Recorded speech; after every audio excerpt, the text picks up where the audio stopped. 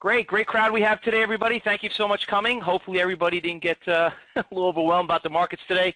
Even though we had a big drop yesterday, a lot of great action happened, but there's no better person to talk about the financial markets with our great special guest that we have here today, and it's basically an honor and privilege to introduce Ken Fisher. So let me tell you a little bit about him, and what he's going to be doing is tell you a little bit about the markets and what he's been seeing, and he's going to also talk about his new book that's coming out.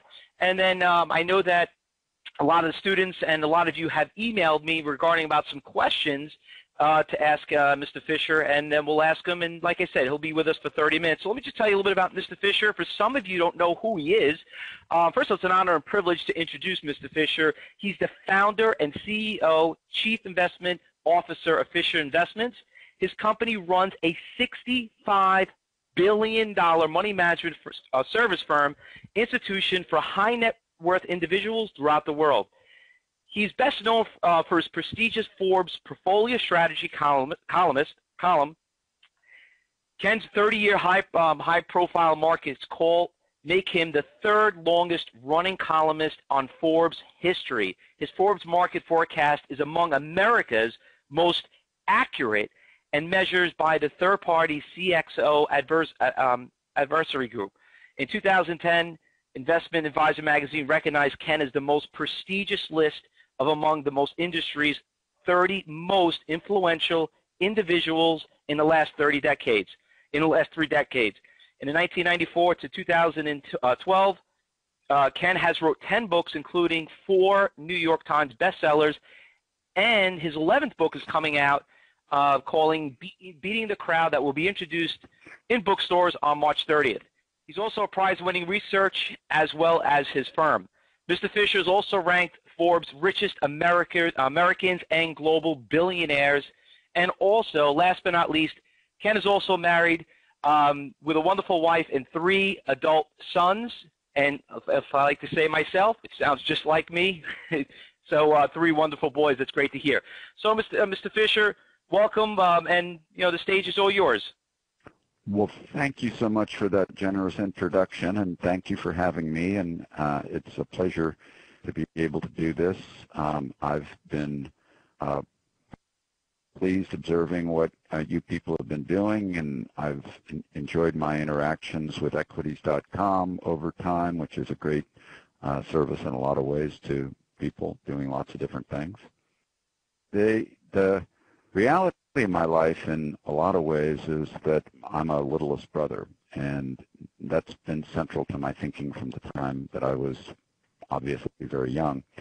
And my older brothers were bigger and smarter, more experienced, and I learned when I was very young that whatever I wanted, I had to get whatever I was wanting without taking them head on, because if I was going to take them head on for what they wanted, I was going to lose. And that little brother strategy has been central to my thinking about investing all of my adult life, and centralizes around thinking through stocks as businesses and thinking through owning them in ways that allow you to break them down into fairly simple categories and think about them in ways that are commonsensical. Now, before moving forward, I want to say I really don't know much about trading. I tend to think a lot about markets and where we are in markets, and is it a bull market or isn't it a bull market? And I've tried in my life, sometimes successfully and sometimes unsuccessfully, to take a slice out of a bear market and avoid it. Sometimes I've succeeded, sometimes I've failed. But in the course of owning equities in bull markets, and I believe we're in a bull market that's going to last a fairly long period of time, and I'll just take a second on that and no more. I've been a big fan of John Templeton's. I knew John Templeton. He and I shared the same birthday, even though he had his first. And to me, he was just a huge pioneer of thinking in this industry. And he had a legendary line that I've used ever since, which is that bull markets are born on pessimism, grow on skepticism, mature on optimism, and die of euphoria. And we still have enough skepticism around that unless some big bad thing comes along that's a enough to actually turn an otherwise slow-growing GDP globally into a global recession that nobody's expecting and nobody's talking about. I think the bull market endures. It's what I refer to as climbing the wall of worry or hitting the wallop.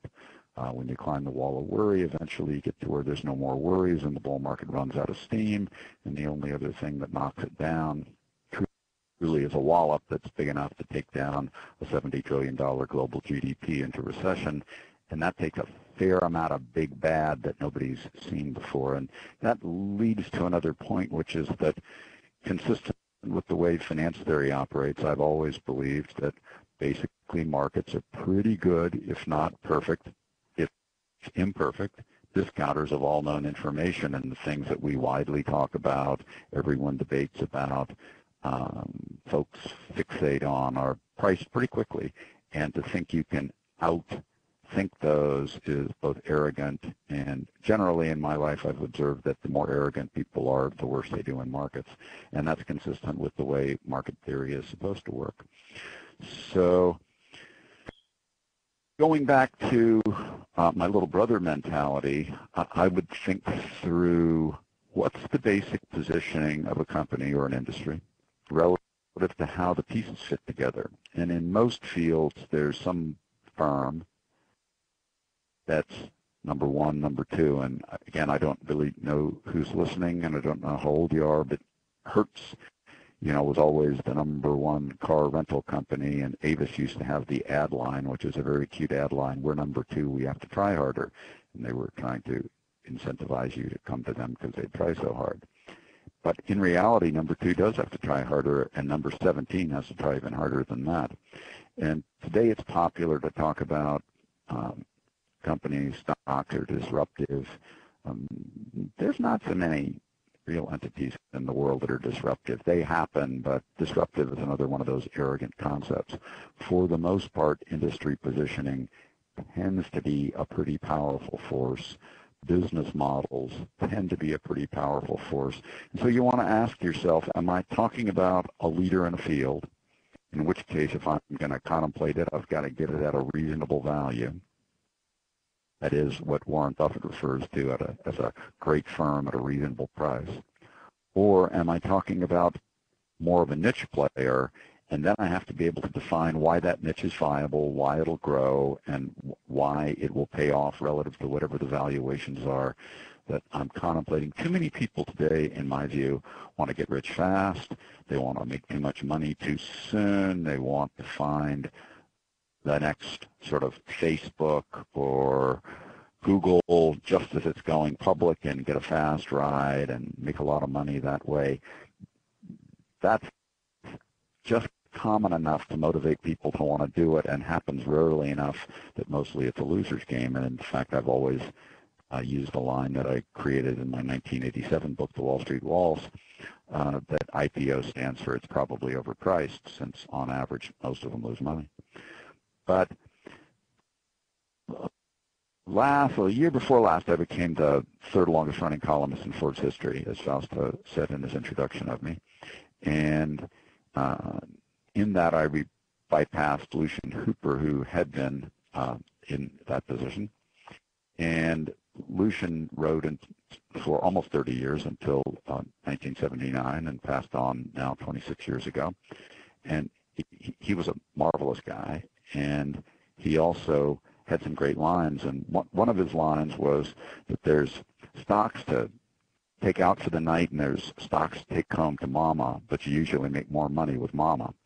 And additionally, he would make the point that, another one of his lines, that pretty often you make more money sitting on your hands and dancing on your feet. And I go back to my point that I really don't know much of anything about trading, but that when you find either the great company at a reasonable price or the niche player that's defensible with valuations that are good relative to a future growth rate, you want to buy it and you want to sit on your hands, and you want to let time work your way, and you want to let the power of compounding work to your advantage. And I've always believed in looking for things other people don't look for because of my little brother mentality about almost everything.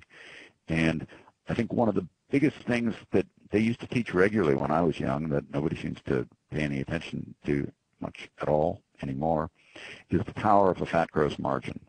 And you really don't have many people focusing obsessively on gross margin. Too many people focus on earnings per share.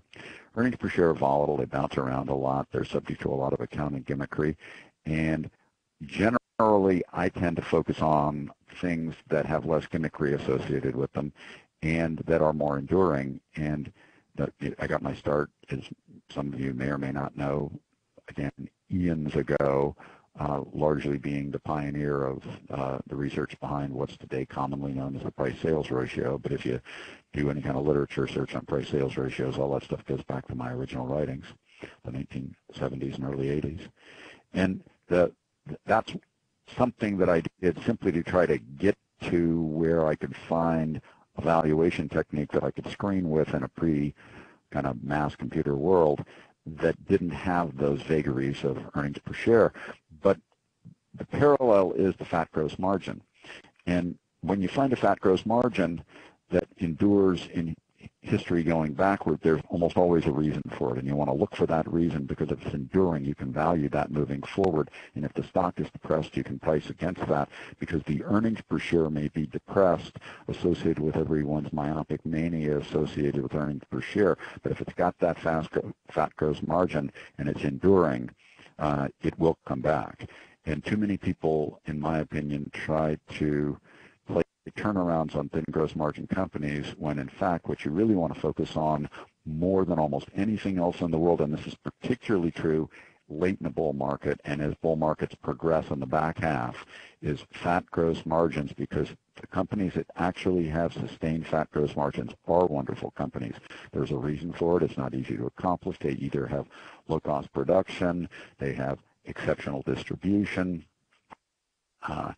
With fat gross margins and reasonable size, they can amortize their ancillary costs over larger unit volume and bring down their total cost per share, all of which accrue greatly to the owner. And so from my view, the one fundamental thing you want to focus on is that simple feature of, does this company have a worthwhile gross margin? And by that I mean something in the range of 45 to 55%. There's not that many companies with margins that fat. When you're buying 20 and 30% gross margin companies, you're really depending on them not running into unexpected problems. With the fatter gross margin company, it's just like a vehicle with big wheels running over a speed bump. It just keeps on going and doesn't really feel it too much. The point about that is parallel to another point that's a little brother view. Trying to go after huge markets is really something that usually only big firms do well. Mind you, we see examples of that confuse us, like Uber going into the taxi market.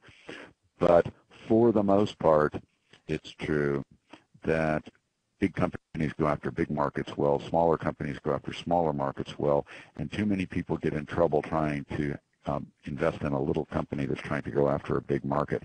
That does require them to be disruptive or to be a niche player, and again, not enough really do that very well. The other thing I want to warn about is buying companies that have been growing too fast for too long. As a general rule, and lots of people have said this in history, and it's always been right, business model tends to trump,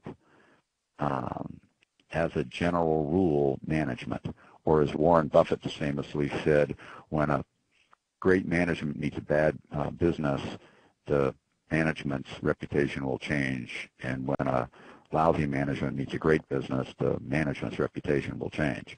The fact is, business model tends to trump management, and in parallel to that, culture tends to trump growth. And by that I mean that, as a rule, that's pretty perfect. Companies that grow too fast for too long cannot maintain a culture and eventually run into a very damaging period. It's said another way, if you grow at 50% a year for 5 years and you basically have no turnover, 85% of your employees are new at the end of the period. And with normal turnover, 95+% of your employees will be new at the end of the period. And it's very, very hard to build or maintain a culture with that amount of newness and lack of institutional memory within the organization. And to that point,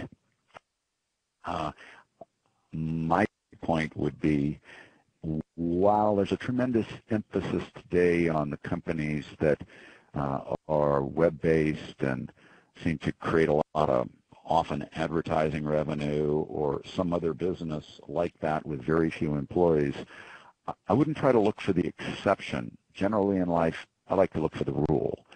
And the rule is,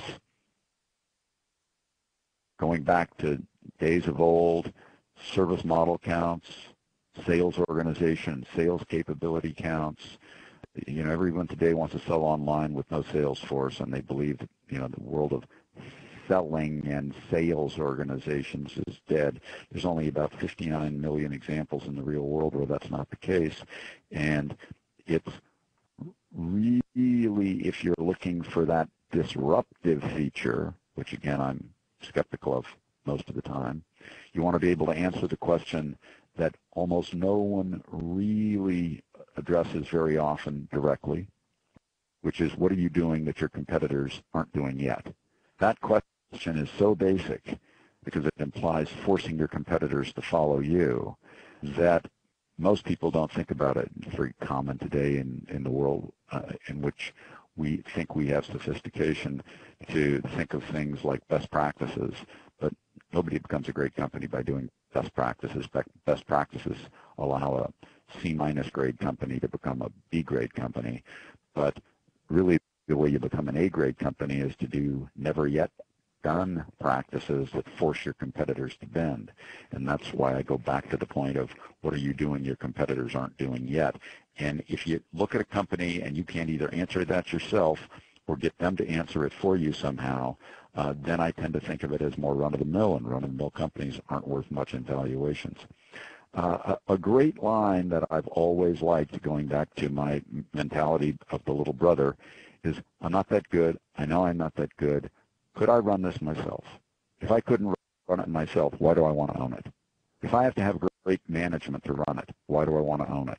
If I have to have somebody that thinks they're Elon Musk, I don't know why I want to own it. There's a lot of opportunities out there, and something that's glittering in front of you, you don't have to own. As Warren Buffett likes to say, this is like a ball game where you get an infinite number of pitches, and you don't have to be swinging all the time and at every one.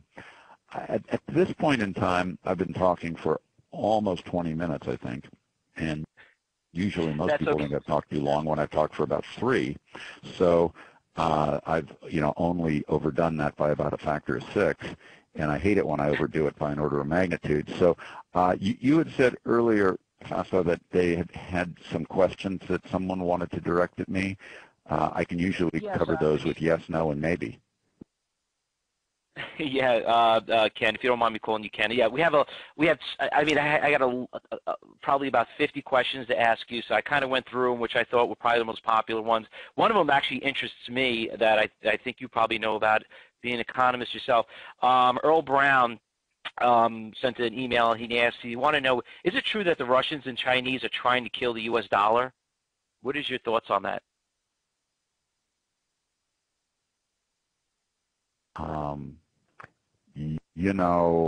I think there's all kinds of folks that are trying to kill the U.S. dollar, but mostly they're people that in some form or another are connected with either the United States government or the Federal Reserve. The Russians and the Chinese and all kinds of other folks in the world don't have any capability to destroy the dollar. Only we can do that.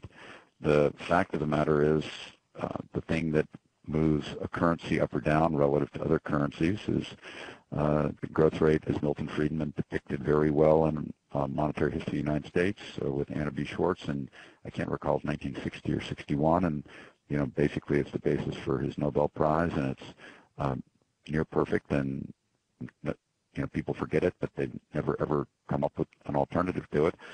The thing that drives a currency down over time is the quantity of money growing faster there than at other currencies, and only we can do that. There's all kinds of governmental forces inside the United States regularly would like to do that for their own convenience in all kinds of ways, but the Russians can't do it. Nobody else can do it. They've got their own problems dealing with their own world where they destroy their own currencies. And what we should be doing, and we will never learn this, is have our money aggregates, most commonly today measured by M4, grow at a slow, steady rate that equals what we expect the growth rate of the economy to be and what we want the inflation rate to be, which is not my social condition to prescribe for society. But, for example, if you thought the economy was going to grow at 2% a year in the longer term and you wanted inflation to be 2% a year, you'd grow in 4% a year, and you'd take the rest of your hands off the controls, which governments almost can never do, and you'd let the world move more smoothly and steadily, which the world of politics and sociology can almost never do. But the Russians can't unwind that. The Chinese can't unwind that, much as they might like to. The Russians' biggest problem in the world right now is obviously what's happening with the price of oil and energy and commodities. And Russia's had a commodity-bent society for a long time, but it can't quite get past. And in the long term, they've been amazed by what China has succeeded at doing, both of which stem from original totalitarian governments. Usually totalitarian governments don't do very well in an economic environment. Anyway, that's a longer answer than you wanted to that question. I'm going to run out of time pretty soon. You got another question? Very well said. And Ken, we a lot of the people that are here today, a lot of them are looking to retire. A lot of them are retired. Some of them on Social Security. It's not working out for them, and and they're hearing all these things because a lot of them are now starting to be able to trade their own accounts or maybe giving it to somebody like you. And a lot of people are concerned about worrying about what's happening with the interest rate. Are they raising the interest rate? Is there going to be a healthy correction or a bad correction in the market? Now, I've been teaching and I've been trading for 20 years. So I've been through everything. I've been through the 2000 crash. I've been through the banking crash. And unfortunately, I tell people catastrophes do make for opportunities. But, Ken Hull from Ontario, Canada, I want to know, because especially in Canada, they're like a little brother up there. What do you think is going to happen with the interest rate? And if they are going to raise it, how much? And, and how should somebody should be concerned? Because will it affect the market as a really bad or a little correction? So let me address that most simply, and I cannot remember which of my now 11 books this was in, but it's in, I think it's actually in more than one of them. That would have been some of more recent years, probably in the Only Three Questions That Count, but and maybe in the new one, Beat the Crowd. But the reality is that you could just go back and look at all the times, not only in the United States, but in other Western developed nations, where there's been initial interest rate hikes. And the history of that relative to what's gone on with stock markets, 30 days, 90 days, 180 days, and 12 months out can be measured. There's a lot of those instances in history. And in fact, that history is no different than the history of the rest of the market. It doesn't tell you anything. People always get excited about it, but this is one of those things that, because so many people talk about it so much, gets priced into markets, and therefore, because it gets priced into markets, it tends not to have much market impact. It's the things people aren't looking for, expecting, and talking about that happen, that hit markets. But so many people focus on this one and always focus on this one that sometimes they raise rates and you get a little correction or normal size correction or what have you. But the history of initial interest rate hikes are followed by a history in stock markets that is measurable and does not actually show you anything. That's very hard for the human brain to believe, but it's true. And I got Peter Howard also had a question regarding about the markets. You being a very big venture capitalist and run a substantial fund, a lot of people are still thinking, is it safe to stay in gold because of the dollar? Some people are projecting $7,000 an ounce gold. what's going on with the currency, because we do have a lot of people that are also concerned about the currency, especially what happened with the Swiss franc. You know, how they had that big correction. Where's your sights on gold? Do you think people still safe staying in equities, or should they go more diversified and look into the gold? Well, nobody's going to like my answer to this one. When I was young, I did gold wrong so many times that a very long time ago, decades ago, I made a solemn vow to never ever have a forecast about gold ever again in the name of good luck otherwise. And I've stuck to that vow, and that falls under a bigger principle, which is a little like I said earlier in my comments. The investing realm has so many opportunities that you don't have to swing at any pitch. You don't have to have a conclusion about anything that's thrown at you. You can wait for really, really good pitches. You don't have to do something just because it's dangling out there and maybe glittering, whether it's gold glittering or iron pyrite that's glittering. It doesn't really matter. And the fact of the matter is that I've stopped, again, decades ago, ever allowing myself to worry about gold because I wrote it off of my mentality. Let me point out additionally how many people thought that quantitative easing would lead to an inflation boom, and gold rose from that initially quite nicely. And once you got to the point where after some years with continued quantitative easing, we didn't have the inflation boom they were looking for, gold turns the other way. I think these kinds of things are trickier for people to forecast than they think, and therefore if you're good enough to time gold, you don't need any advice from me. Gold is harder to time than, let's say, oil or bonds or the stock market. And I don't know how to do it. And I realized that decades ago, so I just don't make a view on that. And that doesn't answer your question, doesn't help you. My advice to you on this is if you're really good, do it. If you're not really good, there's a lot of other pitches out there. Yeah, I feel the same way. I tell everybody, just listen, the way we don't really ever care what we trade. We're just here to make money, and and you have to run where the action is, where everything is running, and that's where I kind of look at the same way. I look at the same thing as in, look what's moving in the market, run with what's going with the market, and just don't sit back, because at the end of the day, we're all here for the same reason. That's make money. I know you have to leave soon, Mr. Fisher. I know you only got a couple of minutes. Any last-minute words of wisdom for the great audience that came out of their way to listen to you, and also if they ever need to know a little bit about the Fisher Investments, how else could they probably get involved somehow? Geez, my firm's marketing materials are all over the internet and print ads and direct mail, and I think the only people that haven't run into our firm are in the upper Amazon basin hiding from humanity somehow. But if you click on any of our internet ads, you can get to web alleys that take you to our firm and get all kind of information all you want.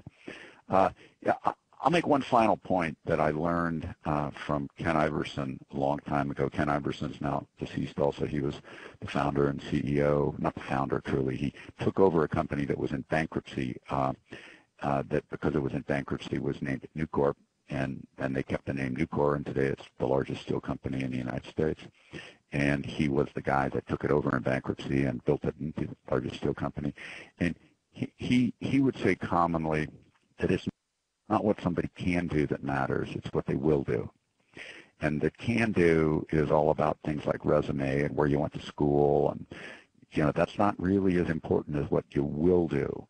And when you think about it, you need to think about that yourself when you're engaging in all of these forms of securities ownership, trading, whether you're short-term, long-term, big stocks, small stocks. You really want to be self-introspective and remember that it's really as much about you and what you will do as anything else, because when you buy these things, will you be able to sell them at the right time? Will you be able to hold them long enough? Will you be able to analyze them and not let your own ownership of them get in the way of that?